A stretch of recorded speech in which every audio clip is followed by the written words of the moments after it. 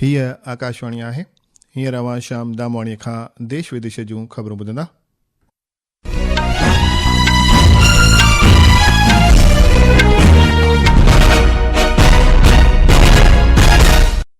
सभ खां अवल अहम ख़बरूं।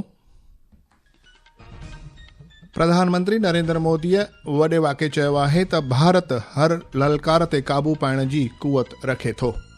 लोकसभा में अॼु चूंडूं दुरुस्तियुनि ते चर्चा थींदी, जॾहिं कि राज्यसभा में अॼु क़ौमी गीत वंदे मातरम जी 150 सालगिरह ते चर्चा थियण वारी आहे। सदर मोहतरमा द्रौपदी मुर्मू अॼु नई दिल्लीअ में साल 2023-24 लाइ नामवर क़ाबिल दस्तकारनि खे दस्तकारी इनाम अता कंदी। अवामी हवाई उॾाम सेक्रेटरी समीर कुमार सिन्हा चयो आहे त हवाई उॾाम आमदरफ़त क़रीब आम रवाजी थी वई आहे ऐं जापान जे उत्तरी साहिली किनारे वटि काल्ह 7.6 शिदत वारो ज़िलज़िले जो झटको महसूस कयो वियो। ख़बरूं विचूरवार ॿुधंदा। प्रधानमंत्री नरेंद्र मोदीअ चयो आहे त भारत हर ललकार ते क़ाबू पाइण जी कुवत रखे थो। हुन चयो त वंदे मातरम जी भावना इन शक्तिअ जी इलामत आहे।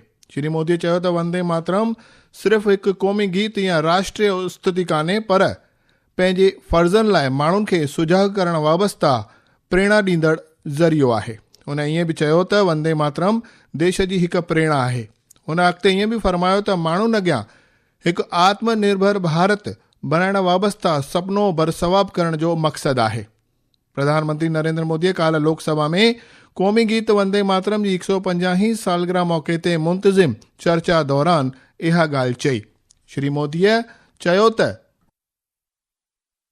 भारत हर चुनौतियों को पार करने में सामर्थ्य है। वंदे मातरम के भाव की वो ताकत है।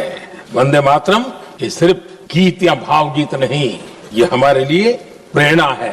राष्ट्र के प्रति कर्तव्यों के लिए हमें झकझोरने वाला काम है और इसलिए हमें निरंतर इसको करते रहना होगा।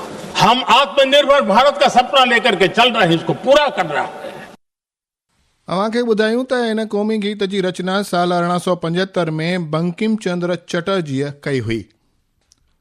चर्चा खे अॻिते वधाईंदे श्री मोदीअ चयो त वंदे मातरम जे मंत्र समूरे देश खे प्रेरणा ऐं शक्ति फराहम कई ऐं आज़ादीअ जे तहरीक खे सरगर्म बणायो। हुन फरमायो त पाक वंदे मातरम जो सिमरन करणु अॼु ऐवान जे सभिनी मेंबरान ऐं देशवासियुनि जो हिकु मूल हक़ आहे। चर्चा में रक्षा मंत्री राजनाथ सिंह, कांग्रेस नेता प्रियंका गांधी वाड्रा, समाजवादी पार्टी अॻवान अखिलेश यादव ऐं भारतीय जनता पार्टी अॻवान अनुराग सिंह ठाकुर ऐं ॿियनि नेताउनि बहिरो वरितो ऐं पंहिंजा वीचार पेश कया। लोकसभा स्पीकर ओम बिरला जणायो त हिन चर्चा में कुल 66 मेंबरान हिसो वरितो। लोकसभा में अॼु चूंडूं दुरुस्तियुनि ते चर्चा थींदी, जॾहिं कि राज्यसभा में राष्ट्रगीत वंदे मातरम जी 150 सालगिरह मौक़े ते अॼु चर्चा थियण वारी आहे। एनडीए जे पार्लियामेंट पार्टीअ जी अॼु नई दिल्लीअ में बैठक सॾाई वई आहे। इहा बैठक पार्लियामेंट जे किताबखाने भवन PLB जे GMC बाल योगी सभाघर में मुंतज़िम थींदी। लोकसभा ऐं राज्यसभा जे सभिनी एनडीए मेंबरान जे बैठक में मौजूदु रहण जा हुकुम ॾिना विया आहिनि। सदर मोहतरमा द्रौपदी मुर्मू अॼु नई दिल्लीअ में साल 2023-24 लाइ नामवर क़ाबिल दस्तकारनि खे दस्तकारी इनाम अता कंदी। मरकज़ी कपिड़ो खेत्र मंत्री गिरिराज सिंह ऐं राज्य मंत्री पाबित्रा मार्गरीटा पिणु इन प्रोग्राम में शरीक थींदा। असांजे नामानिगार ॿुधायो आहे त राष्ट्रीय हस्तशिल्प सप्ताह के हिस्से के रूप में देश भर के उत्कृष्ट मास्टर शिल्पकारों को सम्मानित करने के लिए वर्ष 2023 और 2024 के लिए हस्तशिल्प पुरस्कार आज प्रदान किए जाएंगे। इन सम्मानों में प्रतिष्ठित शिल्प गुरु पुरस्कार और राष्ट्रीय पुरस्कार शामिल हैं। दोनों वर्षों में 6 कारीगरों को शिल्प गुरु पुरस्कार मिलेंगे, जबकि 18 शिल्पकारों को राष्ट्रीय पुरस्कार दिए जाएंगे। 2002 में स्थापित शिल्प गुरु पुरस्कार हस्तशिल्प क्षेत्र में सर्वोच्च मान्यता का प्रतिनिधित्व करते हैं और उन कारीगरों को दिए जाते हैं जिन्होंने भारत की शिल्प परंपराओं को संरक्षित करने में असाधारण कौशल, नवाचार और योगदान का प्रदर्शन किया है। प्रतिवर्ष 8 से 14 दिसंबर तक मनाया जाने वाला राष्ट्रीय हस्तशिल्प सप्ताह देश के कारीगर समुदाय का उत्सव मनाता है। प्रिया मंडल की रिपोर्ट के साथ समाचार कक्ष से मनोज। ही ख़बरूं तव्हां आकाशवाणी तां ॿुधी रहिया आहियो। ही ख़बरूं तव्हां असांजी YouTube channel air news Gujarat ते पिणु ॿुधी सघंदा आहियो। वधीक ख़बरुनि लाइ तव्हां असांजी वेबसाइट newsonair.gov.in ते राब्तो करे सघो था।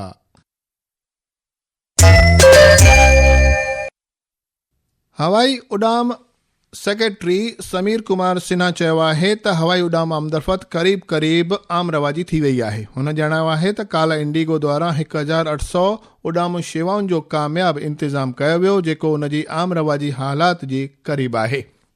ख़बर नवीसन सां ॻाल्हि ॿोल में हुन ॿुधायो त अकासा, एयर इंडिया एक्सप्रेस ऐं स्पाइस जेट समेत ॿियनि सभिनी एयरलाइंस द्वारा मुकमल सघ सां उॾामूं भरियूं वयूं।